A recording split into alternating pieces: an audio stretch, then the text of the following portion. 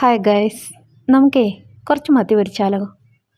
Stove ഓണാക്കണ്ടേ. Stove ഓണാക്കാതെ കുറച്ച് എണ്ണ ഒഴിച്ച് ആവശ്യത്തിന് വേണ്ട മുളക് പൊടിയും മഞ്ഞൾപ്പൊടിയും ഉപ്പും ആഡ് ചെയ്ത് നന്നായിട്ടൊന്ന് മിക്സ് ചെയ്തെടുക്കാവേ.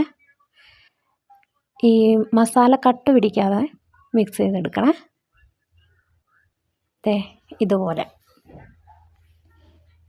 എന്നിട്ട് ചതച്ച് വെച്ച് ചുവന്നുള്ളി, വെളുത്തുള്ളി, ഇഞ്ചി ഇതും കൂടെ ഇട്ട് മിക്സ് ചെയ്തെടുക്കുക. പിന്നെ ഒരു നെല്ലിക്ക വലിപ്പത്തിലുള്ള ഒരു പുളി പിഴിഞ്ഞതിൻ്റെ വെള്ളവും കൂടെ ആഡ് ചെയ്തിട്ട് വീണ്ടും അത് നന്നായിട്ട് മിക്സ് ചെയ്യുക. എന്നിട്ട് മുറിച്ച് കഴുകി വെച്ച് മത്തി ആഡ് ചെയ്തിട്ട് മത്തിയുടെ മുകളിലോട്ട് കുറച്ച് മസാലയൊക്കെ തേച്ച് പിടിപ്പിക്കാവേ. കൂടെ തന്നെ നമ്മുടെ സ്റ്റൗവും കൂടെ ഓൺ ചെയ്യണം. ഓൺ ചെയ്ത് ഒരു വശം മത്തി വെന്ത് കഴിയുമ്പോൾ ഓപ്പോസിറ്റ് സൈഡ് തിരിച്ചിട്ടിട്ട് ആ സൈഡും കൂടെ ചെറു തീയിൽ വേവിച്ചെടുക്കുക.